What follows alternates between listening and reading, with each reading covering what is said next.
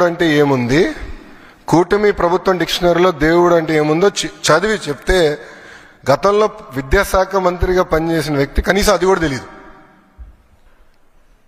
అంటే డెప్త్కి వెళ్ళలేదండి. ఈరోజు మేము అందరం హర్నిసలు కష్టపడి డెప్త్కి వెళ్తున్నాం. ఎందుకంటే పిల్లలది ఫార్మేటివ్ ఏజ్, సరైన దారిలో పెట్టాల్సిన బాధ్యత మా పైన ఉంది. అందుకే మీరు చూస్తే చాగంటి కోటేశ్వరరావు గారిని అడ్వైజర్గా పెట్టుకున్నాం. ఆయన ఏ కంటెంట్ అయితే తయారు చేశారో విలువల పైన అది మేము పిల్లలకి ప్రింట్ చేసి ఇస్తున్నాం. ఇట్లా చాలా సీరియస్గా మేము తీసుకుంటున్నాం, ఒక ఛాలెంజ్గా తీసుకుని పనిచేస్తున్నాం. అది కూటమి ప్రభుత్వానికి ఉన్న చిత్తశుద్ధి.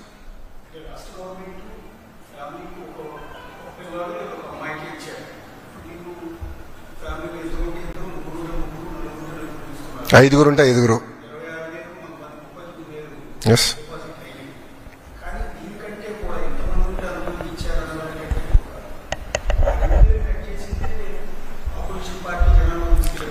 మళ్ళీ వాళ్ళు ఎందుకు ఇవ్వలేదండి?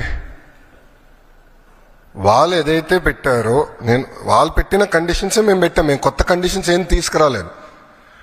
గత ప్రభుత్వం పెట్టిన కండిషన్స్ ఏదైతే ఉందో అదే ఫాలో అయ్యాం. ఎలిజిబిలిటీ క్రైటీరియాకి ఎలిజిబిలిటీ అయ్యేదానికి ఏదైతే ఉందో మెకానిజం అదే మేము ఫాలో అయ్యాం.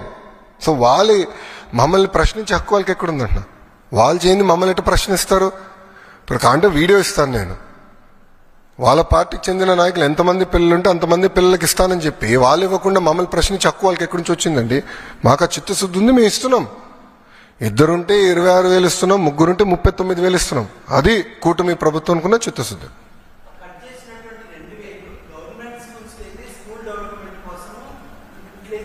ఎస్, మ్యాక్సిమం లేరు స్వామి, ఐఎమ్ సారీ.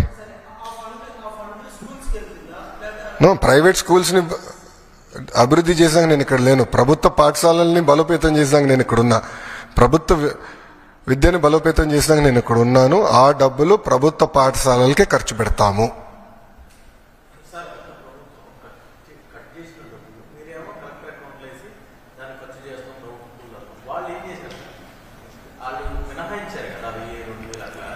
వాళ్ళు అనేక అంటే టాయిలెట్ మెయింటెనెన్స్ అని అట్లా ఇస్తాం జరిగింది. కొన్ని ఖర్చు చేశారు, కొన్ని ఖర్చు చేయలేదు.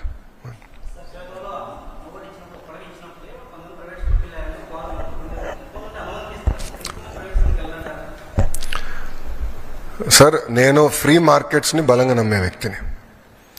ప్రభుత్వ పాఠశాలలో నాణ్యత పెంచితే, యాక్సెస్ పెంచి, ఒక పద్ధతి ప్రకారం పిల్లలు మేము చదివించి మంచి మార్క్స్లు మేము సాధించి నైతిక విలువలు పెంచితే ఆటోమేటిక్గా తల్లిదండ్రులు వాళ్ళ పిల్లల్ని ప్రభుత్వ పాఠశాలకు పంపిస్తారని బలంగా నేను నమ్ముతున్నాను.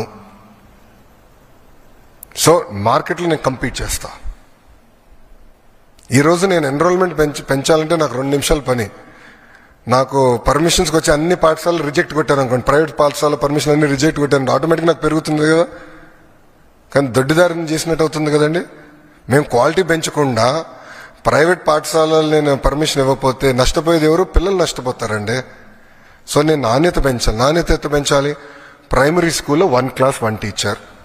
సెకండ్, మెగా డిఎస్సి 16,347 టీచర్ పోస్టులు భర్తీ చేసడానికి ఆల్రెడీ డిఎస్సి మొదలైపోయింది. 24 కేసులు వేశారండి.